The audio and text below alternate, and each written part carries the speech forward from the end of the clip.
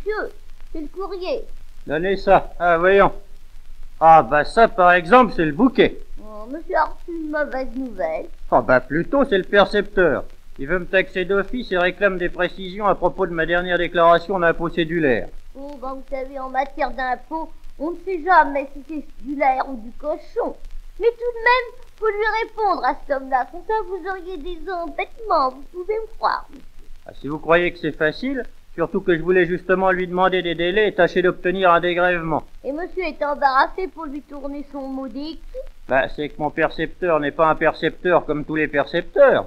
Oh, il est bien élevé. Non, ne dites pas d'invraisemblance. Seulement voilà, nous avons été à l'école ensemble, nous avons servi dans le même régiment, je suis le parrain de son petit dernier, et sa cousine a épousé le neveu de mon frère de lait. Oh là là, il n'y a pas à dire. C'est un vrai casse-tête chaque fois qu'on a affaire à son percepteur. Si l'on devait lui dire tout ce qu'il faut dire, on deviendrait fou. Malgré le nouveau savoir-écrire de Paul Rebout, faut lui parler de sa bicyclette, son phono, de son piano, de son chien, ses rapports avec la pipelette et ses visites au pharmacien. Faut tout confier au percepteur, comme si ça serait un confesseur.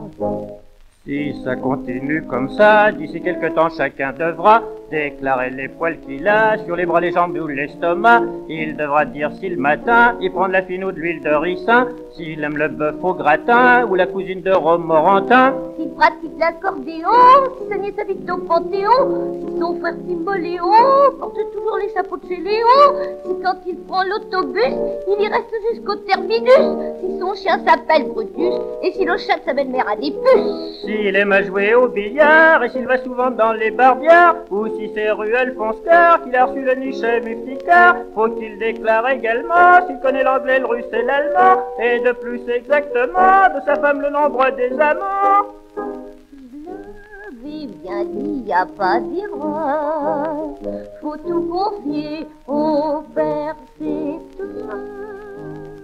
Oui, mais avec tout ça, je ne sais toujours pas comment tourner ma lettre au percepteur. Eh ben, monsieur veut que je lui donne un coup de main? Ben moi, voilà ce que je lui mettrais, moi, à ce vautour insatiable, à ce vampire aux doigts crochus, à ce budgétivore inassouvi.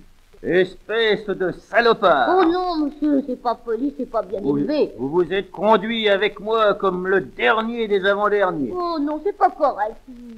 Ben alors, qu'est-ce que vous lui diriez à ma place? Ah ben, je sais pas, faut trouver quelque chose de distingué. Moi, je dirais tout simplement que je m'emmerde.